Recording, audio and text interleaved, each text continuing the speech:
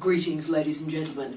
My name is Tara Brabazon. I'm the Dean of Graduate Research at Flinders University, and welcome to this vlog 22, Editors and Your PhD. This vlog is controversial. This vlog, I'm not going to pull any punches. And where I want us to start is not where perhaps you would like to. So for this vlog, I want you to put out of your mind that you are a PhD or a master's student. Just park that for me. I don't even want you to think like a PhD supervisor or a master's supervisor. Again, park that idea, park that information, park that identity. Today, I want you to think like you are a PhD or a master's examiner.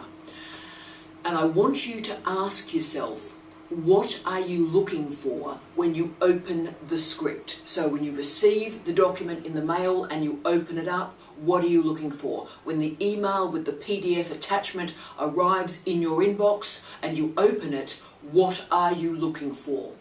There are three answers, I think, to that question. Firstly, we are after an original contribution to knowledge.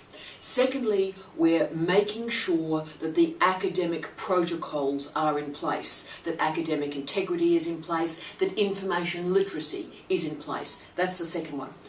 The third area we are looking at is whether or not you convey your ideas with rigour, with passion, with power, and with commitment.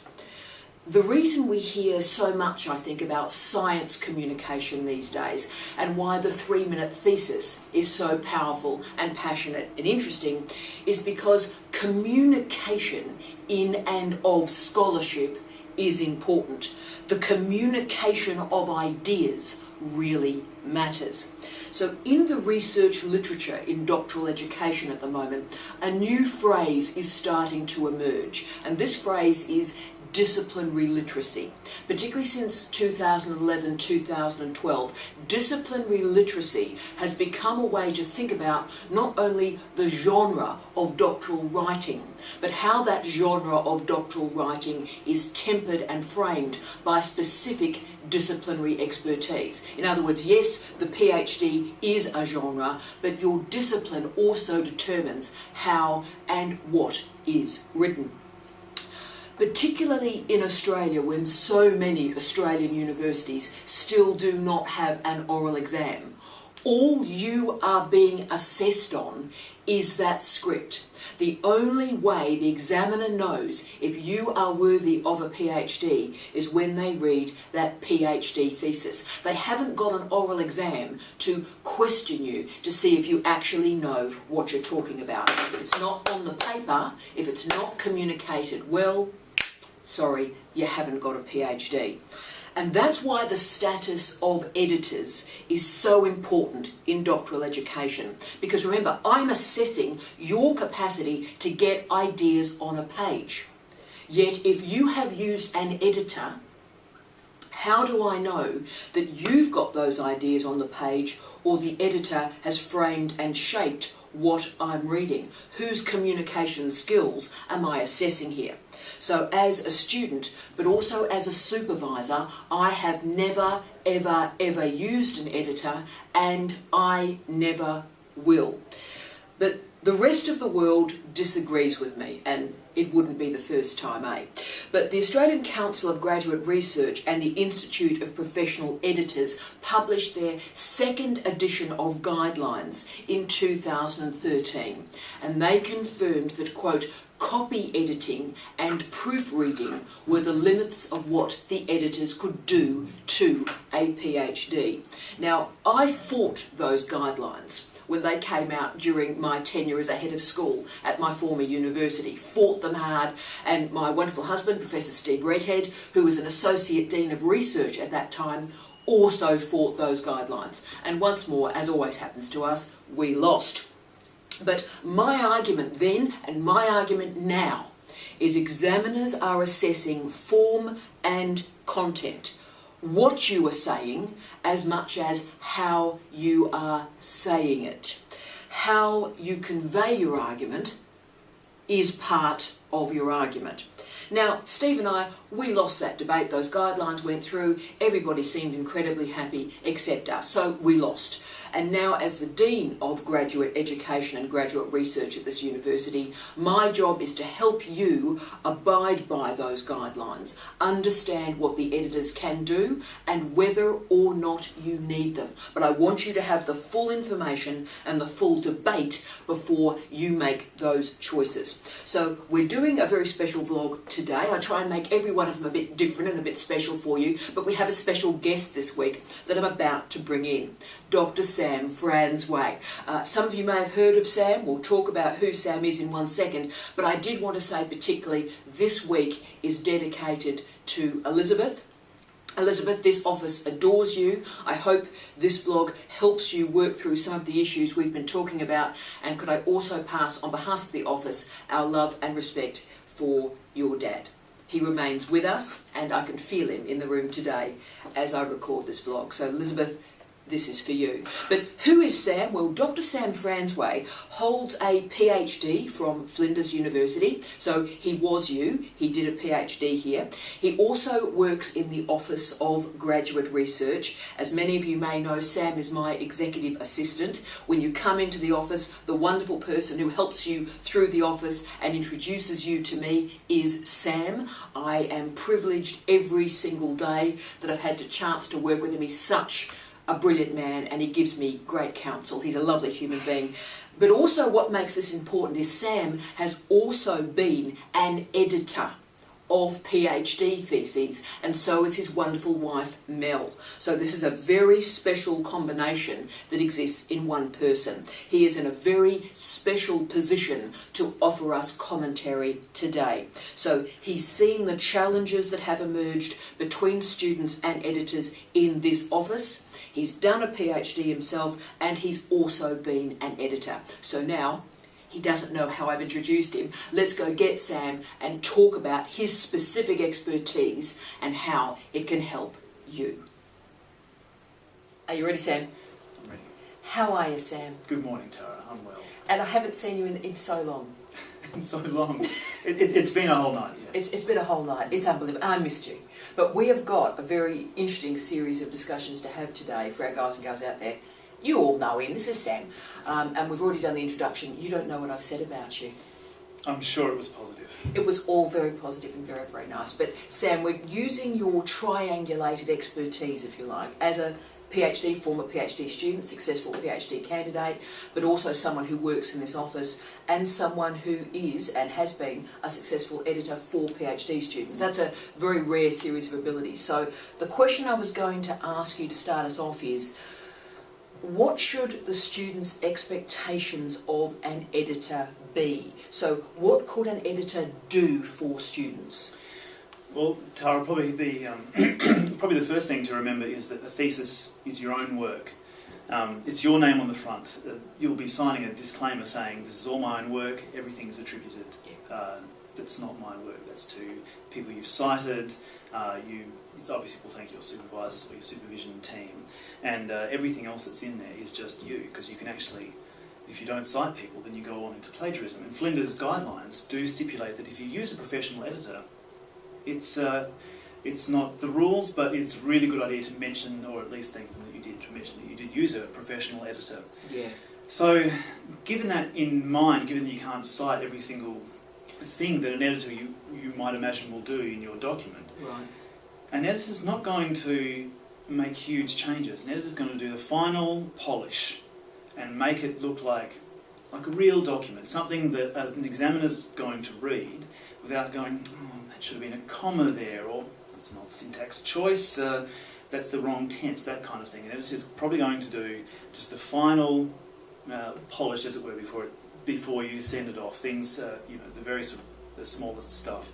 And it'll be things like the simplest of errors, stuff like, oh, that's supposed to be a capital, or I had an abbreviation kind of with the wrong letter or the wrong word. Things that spell check won't pick up. And errors that you probably slap your forehead over when the editor goes, yeah, that should have been a full stop there, I don't know why you didn't put one in. and that's what you pay them for. Yeah, and look, that's quite helpful. The word polish, I think, is useful there, Sam. I hadn't thought of that before. So you're getting it to a certain standard. So if you like, you've built the table and the polish is on the top, make sure the table is presented at its best. That's interesting to me. But the crunchy bit that we've seen a lot of challenges emerge in the office, mate, is what advice would you give to the students when they're contacting that editor? How should the terms be negotiated? And also, how should payment be enacted? Yeah, look, number one, when you're seeking an editor as a PhD student finishing off your thesis, get one who's done PhD theses before. I know that's not a great thing to say for editors who are just starting out, but that's the what deal. we're presenting to. For PhD students, make sure you've got someone who's edited PhD theses before. Asking for references certainly isn't out of the question. Just even a quick email from the last sort of students or works that they've had saying, thank you, or was good, you've edited my thesis, here I am. And if people are doing as they should in their thesis, often in the acknowledgements you'll see, edited by John Smith, editor, thank you, that kind of thing. So you could actually do a Google search for the editor and it would pop up in the thesis searches as well? You could, but because it's not a rule that you definitely mention your editorial assistants in your thesis, it might not come up. But definitely, the first things first, make sure your editor is experienced and knows what they're doing. I mean, it seems like an obvious sort of thing, but if you get, say, someone who's we've got a lot of students in the university, lots of whom do editing and that kind of work, because it is a kind of a casual employment, bit of money for the job. Do a bit of quality control. Even ask your supervisor just to kind of suggest someone, and you don't have to take that advice either. If your supervisor suggests an editor and you don't get the right feel for them, look further afield. Number two is bear in mind that editing can be quite expensive, and schools do provide some payment at the end of a thesis. It can be, I think for PhDs now it's up to $840. Which can be used for binding and so forth as well. Yeah, that's the complete thesis finishing package. I'm not sure if everyone gets that, but that's made available quite often, and you can spend it on editing. Be aware that's not going to cover the final costs of editing a 90,000 word thesis. It's just not. You probably will get quite a quick edit or a very cheap edit out of sort of $800 or so, especially if you're planning on biting into that. But just don't be surprised at the cost of it. Set aside the money. So we're talking $2,000. Let's ballpark it. 2G. That would be an absolute maximum for a thesis that's a lot of hard work and needs a lot of correction and going through, which is probably going to get into another issue about what supervisors and editors should be doing. Probably later in this interview. Just the payment issue we were talking about too. So $2,000. Do you pay at the start? Do you pay at the end? How does that look? How does that operate? Well, this is often it's an agreement between yourself and an editor, two private parties. Right. Your editor should provide an invoice for you to pay and to claim on if you can or if you need to. And the price should be very clear to you at the outset, at least in a ballpark figure. An editor's going to get a look at your work, know roughly how long it's going to take them. You know how long your work is, because you're not going to change it, because you're giving it to them right at the very, very end. You know that it's 86,748 words. Yeah. And your editor can sort of go, all right, well, I'm editing at about 4,000 words an hour here. It's going to cost me. It's going to cost you X amount of dollars because this is what I charge an hour. It can go up, it can go down a little bit, but it shouldn't vary too much. I would probably suggest also arranging payment first, because for your editor, they will work, they'll have done the work, and by the time it gets off to you, you can often be in the fog of submission, and paying your editor is something you don't want someone sort of chasing you with. The collectors. Could I raise a hypothesis with you, and please, as you always do in this office, disagree with me? What if, for example, a student contracted an editor but said, can I get you to do one chapter which I will pay this figure to you for doing that chapter, so you can just check that the relationship is working? Is that an option? It certainly is. I mean, it's a negotiation between you and the editor. You can work out how you work, whether you want to send back and forth multiple times, and the editor may be happy to work a bit, have you look at it, work back and forth, But again, that strays into the issue of how much work is the editor doing for you? Yeah. Are they doing a final polish? Are they straying into work that your supervisor should really be doing? And you might know that if you've had a look at one chapter. So if you say, let's look at one chapter, see how we go, and I'll pay you this for that chapter, you might pick early problems in that way, maybe. And you also might pick early successes. You might sort of go, I just want to do this one chapter. The editor will get it back, and you'll see a whole bunch of corrections, but actually realise, look, the other 7 or 8 chapters are going to be fine, and you can send them the rest, get it all done, and the editor's final touch on that will be away, and you're off to submission. So that's almost like a diagnostic. I hadn't even thought about that before. That's brilliant. Now I'm going to need your help on this. In that agreement between the Australian Council of Graduate Research and the Institute of Professional Editors, they specified only copy editing and proofreading. Now, I've been around the traps enough. I've written a lot of books, a lot of articles, public, private sphere, and I don't believe there's agreement in what is in those words. When we're saying copy editing, that can mean a lot of things in a lot of different contexts. Can you help us a little bit with how those terms are defined? How do you use them? Well, I can, because you kindly sent me the questions before we did this interview. I looked up the definition from the Institute of Professional Editors, the Australian Institute. Right. They define proofreading as examining material after layout to correct errors in textual and visual elements. And those are the excuse me, those are the simplest errors that I mentioned before. That's things like punctuation, grammar, spelling, right. Even some layout or visual elements, like making sure that your dot points are all the same. Sometimes you can see a dot point, but the very last one, it's italic. And it makes me crazy, absolutely. Yeah, and that's the last thing you just kind of see after you've submitted and going, gee, I wish I'd gotten that right. Even the small things like make sure your titles are consistently bolded, or that your chapters or your chapter subheadings are all correctly numbered, which doesn't often happen as much these days because of the automated and the templates. Yeah. Absolutely. Make use of those automation things. Learn how to do them early, and get them as part of your thesis as you're going along. Copy editing is this is from the guidelines.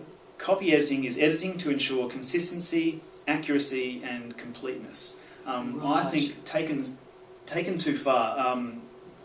Taken sort of too far as literal sort of consistency, accuracy, and completeness. This can actually, again, tread into supervisor territory. If your thesis isn't accurate, that's not the fault of an editor. Yes. I think what the guidelines sort of suggest here is they mean sort of smaller scale. Always, for an editor, always imagine they're going to do the smaller scale stuff. The final fine sanding, fine polishing, things like language correctness, Australian versus US spelling. We're an Australian university, we're not going to have CLO, that kind of thing. Exactly. OUR. Yes. How do I spell colour? Is it COO? OUR, because colour is the North American. Editing matters. Another good one that a good editor will sort of pick up is things like phrasing. Correctness, that you'll say things like, and these 3 elements of the problem, and then you'll go on and list 4 elements. It happens all the time. You have a great sort of flow of argument. You go, look, there are 3 problems here, and you end up listing 5. And an editor will just either draw that to your attention in a note to the text, or they will probably do that. I don't think an editor should sort of go, yes, there are 5 problems here, I'm going to change the word 3 to 5, without telling you. Wow. That a good editor will make a note of this kind of thing. So they'll use the comment box on the side? Yeah, the track changes feature in Microsoft Word is probably the best editing tool that I can sort of think of. Some people, it doesn't work like that, they prefer pen and ink. Some people prefer to read changes in pen and ink and do it all physically. Right. So you can really get your hands deep into every single change, making it yours. Yeah. But a comment to the side saying, look, I've just noticed this inconsistency, you may want to draw this to your attention. Wow. Even things that are sort of jargon and sort of discipline-specific language that might seem unusual, where sort of nouns become verbs and vice versa. Yeah. An editor might say, look, this is a very odd use of language, but you've used it all the way through. Your supervisor has obviously read it and been completely fine with it. I'm just drawing it to your attention. If you think it's okay, leave it. If it's suddenly like, my goodness, I've been spelling the name of this country wrong the whole way through. Yeah. Correct. Yeah. That's again a good. But there's that disciplinary literacy area again, where it is, there's a disciplinary knowledge there that the editors do not have, and acknowledging that. Yeah, and an editor that says that, oh yes, I've worked in this discipline before, I can definitely edit your work better. I think that is again a step too far into supervisor territory. They may well have edited, dozens of psychology PhDs, but they should in no way be doing any psychology in your thesis. You're the psychologist here, and your supervisor is the supervisor doing the theory. An editor's not there to suggest new works or even to make changes or say, look, no, that's the wrong citation. Now, Sam, that's really powerful. That's actually helped me a lot and really, really clear. We're now getting into the sociology, if you like, of the use of editing here. Which students do you believe should make use of an editor? So, is there a group that our PhD students really, you guys should use an editor? Because I think it's very easy and glib to say our international students should use editors. Some of the best writers I've ever supervised have been international students with English as a second, third or fourth language. So I think that's a bit glib. But which students would you recommend, look, think about an editor? Look, I think all students can be comfortable using an editor, again at that final stage to get that polish off it. If you're, if writing and sort of academic communication isn't your strong suit, you will know it by this stage. You're an expert, you're at the final stages of your PhD, you're almost Dr. Somebody. But again, if you still find yourself, with just those old sort of school sort of things, I think just get an editor, get it polished. The most important thing is the examiner reads your thesis and isn't tripping up over little errors. You want the flow of your argument to come through, not the fact that, is that a colon or a semicolon, or do I list here, how's the... You know what the examiner thinking about that. Use an editor then. I think most students can be very comfortable using an editor in those final stages. That said, my thesis was in creative writing, and we were not allowed to use an editor. I can't remember whether it was specifically written down, but as a thesis where one of the final products is a creative work ready for submission to a publisher, you wouldn't send something off to a publisher that was riddled with errors. You had to edit your own work. And that was part of the skill set of that PhD, and I would strongly discourage, sort of creative writing, or students who need to be able to sort of communicate and edit as part of their thesis, from just kind of leaving it all to an editor at the end. Learn to edit your own work. Yes, and I would generalise that, but you and I have had this conversation in the office on multiple occasions, but I think that's very clearly specified, very nicely done. The next question, and this is where you're very big on this, and I've heard you say this to students in the office, at what point in the thesis submission cycle would you use an editor? And this one really matters, I think. Yeah, look, I've mentioned it a couple of times already, but at the very, very, very last point, probably an image you can think of is your thesis is basically your bag being put on the plane. And when they ask you on an international flight, were you the person to pack your bag? Were you the last person to touch it? Can you honestly say, yes, I was the last person to touch every single one of the 90,000 words in this thesis? Or is there still a question that, I'd left that last little bit of that tricky paragraph with the argument at the end of chapter 5, I left that to an editor, but I'm sure it's fine. I'm sure there's nothing aerosol or flammable in there. You want to be absolutely sure that every word of your thesis, even after your supervisor, is yours. And it's the very, very last thing you do. So it needs to be the absolute best draft that you can do, and you think that's the last draft, and that's the draft you give to the editor? Ideally, your last draft will be the one that you submit, will be the one that you've gotten back from the editor, and you've gone, okay, that definitely needs to be a comma, no, they're wrong there, I put the wrong weather in, flip. Yeah. And you've gone through and you've taken out every single track change the editor has done, and that's when you hit print and sign the declaration, and you're done. Even your supervisor won't go, give me the thesis and I'll submit it for you. That's not their job. It's your job to make sure it's as perfect as you can get it. I think that's crystal clear. That's absolutely brilliant advice. I think it's probably also worth saying. The temptation might be to sort of go, look, I'm so close, but it's sort of a bit of a mess.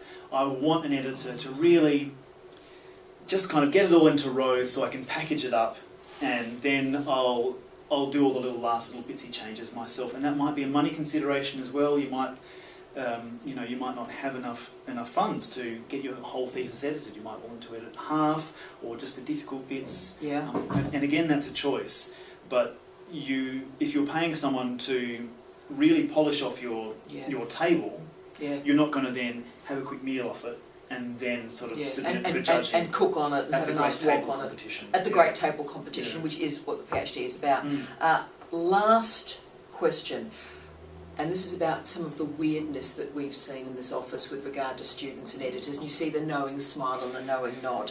Nod, sigh. So what final advice would you offer to our wonderful students who we do see in this office, and we love seeing you, when they or their supervisors are thinking about editors? What's the take-home message for the guys and girls watching this today, mate? Look, there's three things. We've covered most of them, but make sure they've edited a PhD thesis before. Get some references, have a chat to them, see exactly what they're going to do to your thesis, make sure they understand what the guidelines are, feel reassured. And if you don't, check with your supervisor. That's what your supervisor's definitely for. They'll be able to sort of say, look, I think this editor's the real deal, or no, they don't seem like they're on the ball. Really be sure that the person who's editing your thesis is going to be good. No editor's going to pick up every mistake. No editor can guarantee that, and that's fine. But be confident that they know what they're doing. Two, the most tricky part of it is an editor should never replace a supervisor's work. If you're still struggling with sort of structure and which part of your argument goes where, and am I missing things, that is not a job for an editor. Your supervisor should be the one who's dealing with those larger sort of structural issues. Are you missing parts of an argument? Do you repeat yourself too much? Even have you? Is there a supervisory arc? Is there an arc of the argument? Yeah, have you got an arc? Has your supervisor sort of gone, yes, you're creating a new piece of knowledge, or that's definitely knowledge hog for an editor. And it's probably worth throwing in the scary word plagiarism. If an editor does come in and start doing lots and lots and lots of different changes, and your supervisor is okay with that, come and see us and have a chat, because big changes to your thesis by someone who's not you or your supervisor, that's not really a thesis. And probably the last sort of thing, on a practical sort of sense, is get your agreement with your editor in writing. Have an email sort of containing what an editor will do, things we've talked about before, grammar, punctuation, the final polish, making sure an examiner can read through your thesis comfortably. An examiner's not going to read through your thesis and go, oh, an editor should have actually placed this up and down here. The examiner will be blaming you as your supervisor, but I'm sure it will be fine once you get the submission. Get in writing what an editor won't do. Something we haven't touched on yet is an editor probably shouldn't be touching your references and your bibliography. And this and editors might say, look, I'm very well versed in APA or Harvard or all these sort of major citation things, but an editor won't know all your sources. They may see a book or a title, but they may not be able to identify that you've gotten the year wrong, or the page wrong, or that you formatted it like a book chapter when it should be a journal in your bibliography. I would discourage strongly asking you to touch those, because those are sort of textual elements. And also, another thing I've just thought of is translations. Clever. So if you're interviewing someone not in English, and you're either doing the translation yourself, in which case that's a primary piece of knowledge there, and editor can't really touch that because they weren't the people to... Oh, clever. So that's a research ethics issue. Yeah, absolutely. I mean, if the editor sort of goes, oh, look, this translation here is very broken up, I'm going to tidy it up a bit. They could actually be changing the meaning of your subjects, and yes, getting into ethics considerations. They're speaking for your subjects. It gets way too muddy. Don't expect an editor to clean and tidy up translations. That's like cleaning, tidying up quotes. And if there's a grammatical mistake in your quote, an editor should just be drawing that to your attention. Comment. For you to go back to the original source and check, just as with a translation. Are you happy? That's amazing. Number 3 is what they will charge and how they'll be paid. Get that in writing before anyone starts. So you're all happy, and at the end the editor won't say, oh, actually it took me 15 hours longer than it did. You can sort of say, look, we've got the quote, and an editor will stay in touch about sort of saying, look, I know I said 20 hours, it's actually very hard going in the middle here. It's obvious your supervisor helped you with the first and last chapter that I looked at as a sample.